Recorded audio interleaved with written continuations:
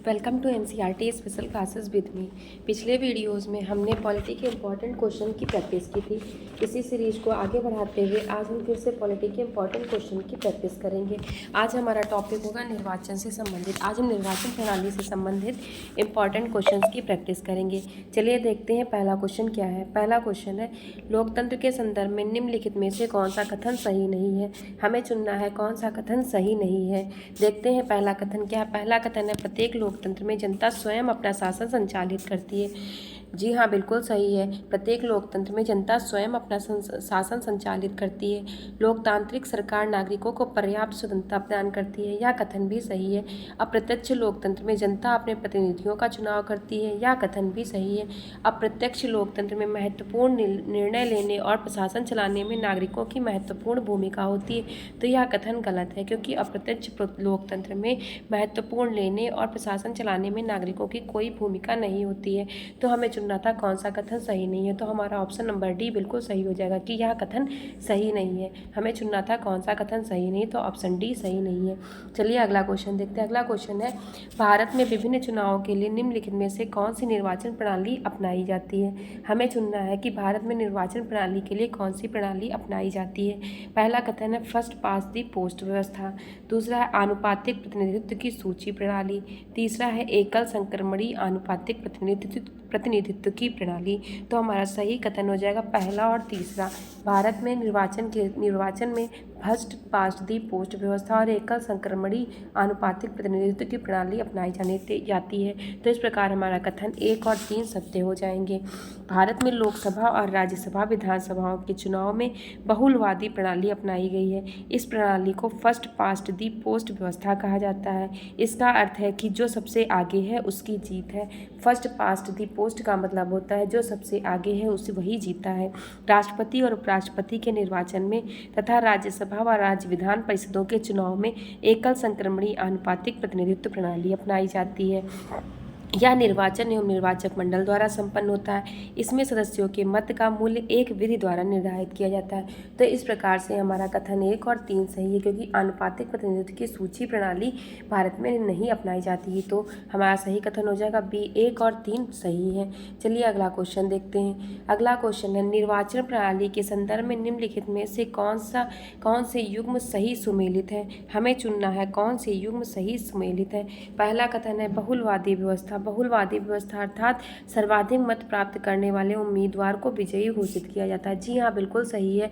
बहुलवादी व्यवस्था में सर्वाधिक मत प्राप्त करने वाले उम्मीदवार को विजयी घोषित किया जाता है। अगला है आनुपातिक प्रतिनिधित्व प्रणाली।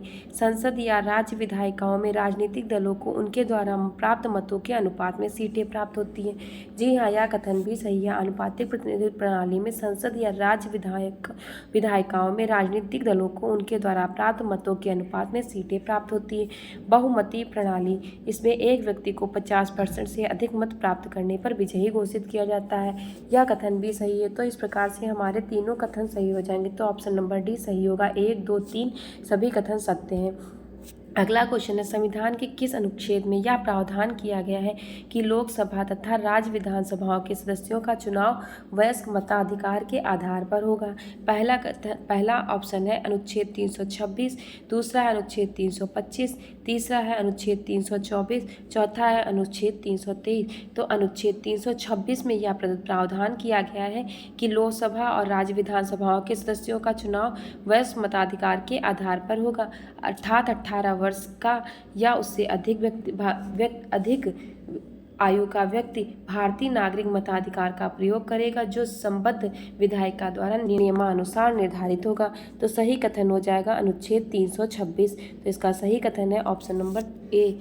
चलिए अगला क्वेश्चन देखते हैं। अगला क्वेश्चन है सूची वाला। हम एक सूची दो सूचियाँ दी गई हैं, सूची 1 व सूची 2। हमें सही मिलान करना है कि कौन सी सूची का किस सूची 2 के किस कथन से मेल खाता है? पहला दिया है सार्वभौम वयस्क, तो सार्वभौम वयस्क का मतलब होता है 18 वर्ष और उससे अधिक आयु के सभी व्यक्तियों का मताधिकार। फिर अगला दिया कमजोर वर्गों का प्रतिनिधित्व, तो कमजोर वर्गों का प्रतिनिधित्व मतलब अनुसूचित जातियों और जनजातियों के लिए सीटों का आरक्षण, तो बी का 4 से मिलान हो जाएगा।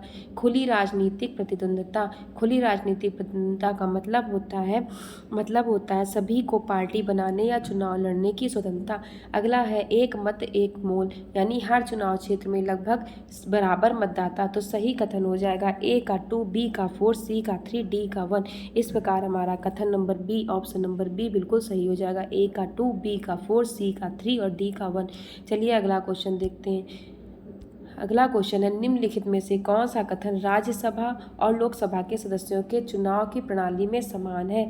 हमें चुनना है कौन सा कथन राज्यसभा और लोकसभा के सदस्यों के चुनाव की प्रणाली में समान है। पहला कथन है 18 वर्ष से ज़्यादा की उम्र का हर नागरिक मतदान करने योग्य है। अगला कथन है विभिन्न प्रत्याशियों के बारे में मतदाता अपनी पसंद को वरीयता क्रम में रख सकता है। जी हाँ, यह कथन बिल्कुल सही है। अगला कथन है प्रत्येक मत का समान मूल्य होता है। हमें चुनना है निम्नलिखित में से कौन सा कथन राज्यसभा और लोकसभा के सदस्यों के चुनाव की प्रणाली में समान है। अगला कथन है विजयी उम्मीदवारों को आधे से अधिक मत प्राप्त होने चाहिए, तो लोकसभा और राज्यसभा के सदस्यों के चुनाव में की प्रणाली में समान कथन है कि प्रत्येक मत का समान मूल्य होता है, कि प्रत्येक मत का समान मूल्य होता है। राज्यसभा और लोकसभा के सदस्यों के चुनाव की प्रणाली में समानता है क्योंकि लोकसभा और राज्यसभा के चुनाव में प्रत्येक मत का मूल्य समान होता है। भारत में लोकसभा और विधानसभा के चुनाव में फर्स्ट पास्ट दी पोस्ट चुनाव पद्धति को अपनाया गया है, किंतु राज्यसभा के लिए समानुपातिक प्रतिनिधित्व प्रणाली को अपनाया गया है। लोकसभा के निर्वाचन में जनता प्रत्यक्षतः भाग लेती है, किंतु राज्यसभा चुनाव में विधानसभा में जनता के चुने प्रतिनिधि हिस्सा ले, तो दोनों के चुनाव में केवल यही बात समानता रखती है कि प्रत्येक मत का समान मूल्य होता है। तो इस प्रकार हमारा ऑप्शन नंबर सी सही हो जाएगा कि प्रत्येक मत का समान मूल्य होता है। चलिए अगला क्वेश्चन देखते हैं। अगला क्वेश्चन है भारत के चुनाव लोकतांत्रिक है, यह बताने के लिए कौन सा कारण सही नहीं है। हमें चुनना है कि कौन सा कारण सही नहीं है। तो पहला कथन है भारत में दुनिया के सबसे ज़्यादा मतदाता हैं, यह कथन बिल्कुल सही है, भारत में दुनिया के सबसे ज़्यादा मतदाता हैं। अगला कथन है भारत में चुनाव आयोग काफ़ी शक्तिशाली है, यह कथन भी सही है। भारत में 18 वर्ष से अधिक आयु का हर व्यक्ति मतदाता है, यह कथन भी सही है। भारत में चुनाव हारने वाली पार्टियां जनादेश स्वीकार कर लेती हैं, तो यह कथन गलत हो जाएगा। हमें चुनना था कि कौन सा कथन सही नहीं है, तो ऑप्शन नंबर डी हमारा सही नहीं है। भारत में चुनाव लोकतांत्रिक है, इसे प्रमाणित करने का कारण चुनाव हारने वाली पार्टियों द्वारा जनादेश स्वीकार करना नहीं है।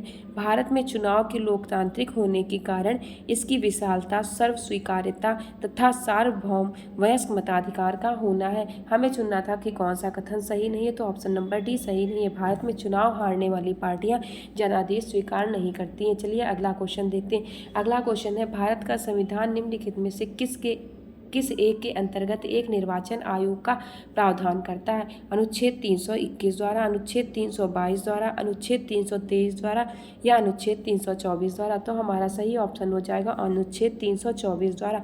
अनुच्छेद 324 के अंतर्गत निर्वाचन आयोग का प्रावधान है। इसके अनुसार चुनाव आयोग में एक मुख्य निर्वाचन आयुक्त तथा अन्य निर्वाचन आयुक्त की व्यवस्था की गई है, जिनकी संख्या राष्ट्रपति द्वारा समय समय पर निर्धारित की जा सकती है। इन सभी निर्वाचन आयुक्तों की नियुक्ति राष्ट्रपति द्वारा संसद के बनाए गए कानूनों के आधार पर होगी। चलिए अगला क्वेश्चन देखते हैं। अगला क्वेश्चन क्या है? अगला क्वेश्चन है निर्वाचन आयोग के संदर्भ में निम्नलिखित में से कौन सा कथन सत्य है। हमें चुनना है कौन सा कथन सत्य है। पहला कथन है हमें चुनना है कौन सा कथन सत्य है। पहला कथन है भारत में चुनाव आयोग का गठन जनवरी 1950 में हुआ था। जी हाँ, बिल्कुल सही है कि चुनाव आयोग का गठन जनवरी 1950 में हुआ था। भारतीय संविधान के अनुच्छेद 324 में निर्वाचन आयोग के गठन का प्रावधान है, यह कथन भी सही है। भारतीय संविधान के अनुच्छेद 324 में निर्वाचन आयोग के गठन का प्रावधान है। सुकुमार सेन भारत के पहले चुनाव आयुक्त थे, यह कथन भी बिल्कुल सही है कि सुकुमार सेन भारत के पहले चुनाव आयुक्त थे, यानी कि ऑप्शन नंबर डी उपर्युक्त सभी कथन हमारे सही हो जाएंगे। जनवरी 1950 से अक्टूबर 1989 तक निर्वाचन आयोग एक सदस्यीय निकाय के रूप में कार्य करता था, जिसमें केवल एक मुख्य निर्वाचन अधिकारी होता था और भारत के प्रथम निर्वाचन आयुक्त सुकुमार सेन थे।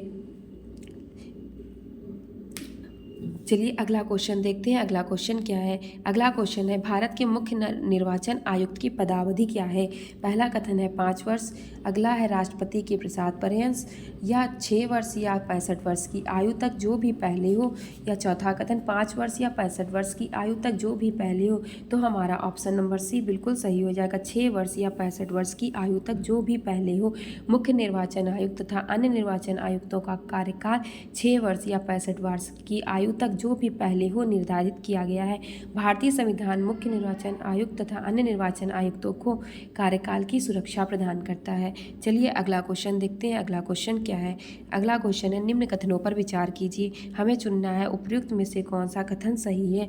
पहला कथन है निर्वाचन आयोग में मुख्य निर्वाचन आयुक्त के अतिरिक्त कुछ अन्य सदस्य भी होते हैं और इन सभी की नियुक्ति राष्ट्रपति द्वारा की जाती है। जी हाँ, यह कथन बिल्कुल सही है कि निर्वाचन आयोग में मुख्य निर्वाचन आयुक्त के अतिरिक्त कुछ अन्य सदस्य भी होते हैं और इन सभी की नियुक्ति राष्ट्रपति द्वारा की जाती है। अगला कथन है कार्यों को संपन्न करने में सहायता करने के लिए राष्ट्रपति निर्वाचन आयोग के परामर्श से कुछ क्षेत्रीय आयुक्त भी जिन्हें वह उचित समझे नियुक्त कर सकता है। जी हाँ, यह कथन भी सही है कि कार्यों को संपन्न करने में सहायता करने के लिए राष्ट्रपति निर्वाचन आयोग के परामर्श से कुछ क्षेत्रीय आयुक्त भी जिन्हें वह उचित समझे नियुक्त कर सकता है। तो इस प्रकार से हमारा ऑप्शन नंबर सी 1 और 2 दोनों कथन सही हो जाएंगे। तो हमारा ऑप्शन सी सही होगा कि ऑप्शन सी सही है, क्योंकि हमें चुनना था कौन सा कथन सही है। चलिए अगला क्वेश्चन देखते हैं। अगला क्वेश्चन क्या है? अगला क्वेश्चन है भारत के निर्वाचन आयोग के संदर्भ में निम्नलिखित कथनों पर विचार कीजिए, हमें चुनना है कौन सा कथन सत्य है। तो पहला कथन दिया है मुख्य चुनाव आयुक्त तथा अन्य चुनाव आयुक्तों को समान अधिकार प्राप्त हैं किंतु मिलने वाले वेतन में असमानता है। तो यह कथन बिल्कुल हमें चुनना है कौन से कथन सत्य हैं। तो यह कथन असत्य हो जाएगा, क्योंकि मुख्य चुनाव और अन्य चुनाव आयुक्तों को समान अधिकार प्राप्त हैं और उनको मिलने वाले वेतन भी समान है। अगला कथन है मुख्य चुनाव आयुक्त वही वेतन पाने का हकदार है जितना उच्चतम न्यायालय के न्यायाधीशों को दिया जाता है। जी हाँ, बिल्कुल सही है, मुख्य चुनाव आयुक्त को वही वेतन पाने का अधिकार है, हकदार है, जितना उच्चतम न्यायालय के न्यायाधीशों को दिया जाता है। अगला कथन है मुख्य निर्वाचन आयुक्त को उसी प्रकार और उन्हीं आधारों पर अपदस्थ किया जाता है जिस प्रकार और जिन आधारों पर उच्चतम न्यायालय का कोई भी न्यायाधीश अपदस्थ किया जाता है। जी हाँ, यह कथन भी सही है। अगला कथन है चुनाव आयुक्तों का कार्यकाल पद ग्रहण की तिथि से 5 वर्ष के लिए या 62 वर्ष की आयु तक होता है। तो यह कथन गलत हो जाएगा, क्योंकि इनका कार्यकाल 6 वर्ष या 65 वर्ष की आयु जो पहले हो तक होता है। तो हमें चुनना था कौन सा कथन सत्य, तो ऑप्शन नंबर बी सही हो जाएगा, 2 और 3 सत्य हैं। इसी के साथ में हमारा वीडियो यहीं पर समाप्त होता है। धन्यवाद।